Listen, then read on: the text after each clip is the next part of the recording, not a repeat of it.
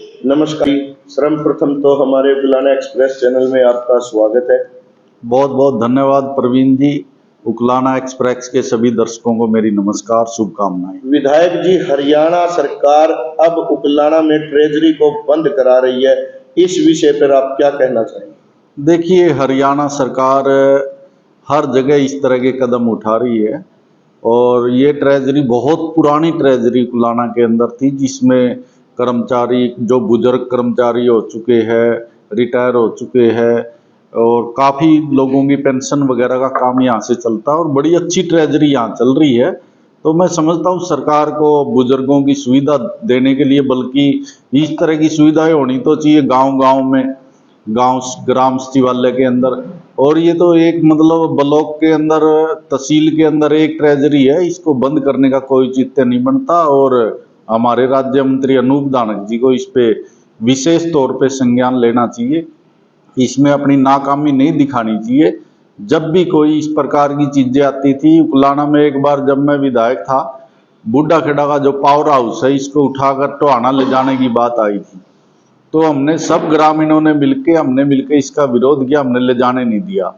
एक बार इसी प्रकार से कन्नौ के अंदर आयुर्वेदिक डिस्पेंसरी है, तो जब राव नरेंद्र जी जो हमारे मिनिस्टर थे कांग्रेस के समय में, तो वो नारनौल इसको ले जा रहे थे आयुर्वेदिक डिस्पेंसरी को, तो मैंने उसको ले जाने नहीं दिया। बिल्कुल मैंने उसके ऑर्डर का लेटर यहाँ डिस्पेंसरी में आ गया था कन्नौ, उसको मैंने रिजेक्ट करवाया।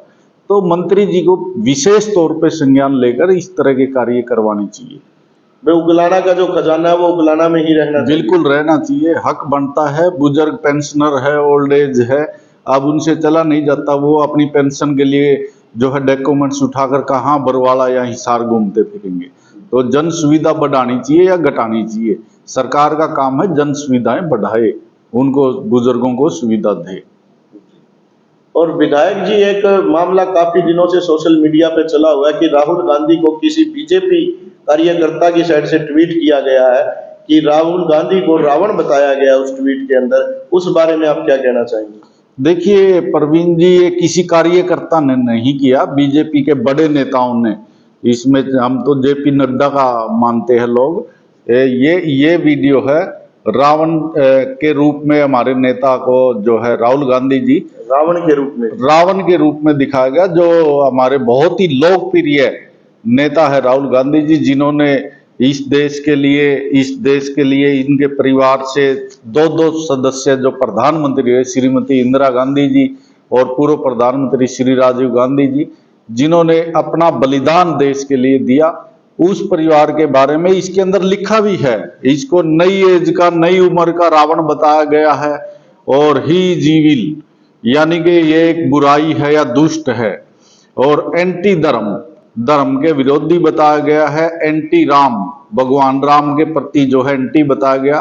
His aim is destroy Bharat, और राहुल गांधी का लक्ष्य बताया बीजेपी ने कि ये जो है भारत को खत्म करना चाहता, टुकड़े करना चाहता है। लेकिन अभी बीजेपी को ये पता होना चाहिए कि इंदिरा गांधी जी ने और जो है राजीव गांधी जी ने या कांग्रेस के तमाम नेताओं ने भारत को जोड़ने का काम किया, और राहुल गांधी जी ने उसी कड़ी में अभी जो है पिछले वर्ष जो है भारत जोड़ो यात्रा निकाली, और उसमें हर धर्म, हर जाति, हर संप्रदाय, मजदूर, किसान, गरीब, एससी, एसटी, कर्मचारी, व्यापारी, हर वर्ग के लोगों को जोड़ने का काम किया। राहुल गांधी जी जो है वो तोड़ने वाले नहीं, जोड़ने वाले और प्यार फैलाने वाले। न बीजेपी जो है वो धर्म के नाम पे, जाति के नाम पे जो है बंटवारा करती है। आपके सामने है मणिपुर का मामला चल रहा है, मणिपुर बिल्कुल खत्म हो चुका है, हर रोज आगजनी और मृत्यु हो रही है। प्रधानमंत्री जी कभी एक शब्द नहीं बोलते मणिपुर के बारे में। और अभी जो है इस्राइल के ऊपर जो हमला हुआ, तो प्रधानमंत्री मोदी जी ने जो है, दूसरे देश में हमला हुआ तो मोदी जी ने बयान जारी कर दिया, लेकिन हमारी आंखों के नीचे हमारे ही देश में मणिपुर को जलाकर खत्म किया जा रहा है, तो प्रधानमंत्री जी एक शब्द भी नहीं बोलते।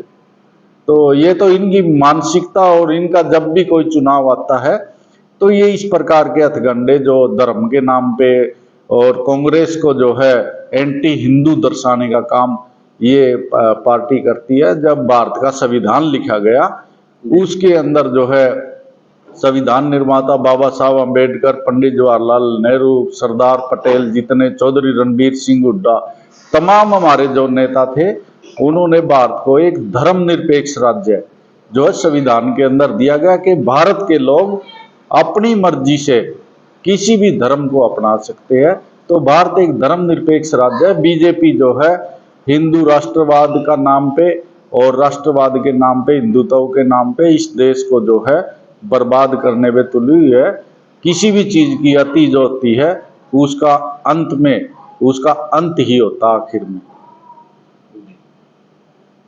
जो यहाँ का उकलाना की ट्रेजरी, जो यहाँ का खजाना बताया जा रहा है, तो मौजूदा यहाँ के ग्रामीणों को आप क्या संदेश देना चाहेंगे? इस खजाने को यहाँ से हटा दिया जाएगा सरकार द्वारा या रखा जाएगा? नहीं, बिल्कुल भी नहीं हटाने देंगे। हम आंदोलन करेंगे और विरोध करेंगे सरकार का। सरकार कोई भी जन सुविधा देनी चाहिए सरकार को। ट्रेजरी हटाने की बजाय जो है मोक्का के मंत्री अनूप धानक जी, उनको उकलाना को सब डिवीजन बनवाना चाहिए। ये तो ट्रेजरी वापिस जारी है, रोकना चाहिए उनको। उनके पास पावर है, इसलिए है। मंत्री का कार्य यही है कि वो जन सुविधाएं दे। विधायक किस लिए चुनते हैं लोग? जन सुविधाओं की अगर बात करें विधायक जी, तो यहाँ उकलाना बस स्टैंड पर सूर्यवाड़ा चौक से कोई भी बस अंदर नहीं आ रही है, जिससे यात्री बहुत ही परेशान है। बार बार ज्ञापन देने के बाद भी मंत्री जी और यहाँ आला सरकार कोई भी इस बात पर एक्शन नहीं ले रही। इस पर क्या कहना चाहेंगे आप? देखिए, मैं बार बार वही बात कह रहा हूँ, ये जो है यहाँ से विधायक चुने हैं जनता ने, उनको जन सुविधाएं देने के लिए चुने गए हैं। और मैं समझता हूँ जब मैं विधायक था उस समय भी हमारे पास ये शिकायत आई थी कि जो हिसार से बस आती है, वो टोहाना से आती है, वो सीधी बसें जो है हिसार या टोहाना या नरवाना की तरफ सूर्यवाड़ा चौक से चली जाती है। तो उस समय मैंने एक जो है रोडवेज का इंस्पेक्टर की नियुक्ति सूर्यवाड़ा चौक पे करवा दी थी, ताकि कोई भी बस बाहर से ना जाए बाईपास से, वो सब उकलाना मंडी के बस स्टैंड से होके आए और लोगों को सुविधा मिले। तो अभी अनूप धानक जी है राज्य मंत्री हम मोक्का के, तो उनको इस प्रकार के जो है वो प्रबंध करवाने चाहिए कि एक इंस्पेक्टर की नियुक्ति रोडवेज के सूर्यवाड़ा चौक पे करे और सब बसें जो है वो उकलाना मंडी अंदर आए ताकि लोगों को सुविधा मिल सके। धन्यवाद। बहुत बहुत धन्यवाद प्रवीण जी।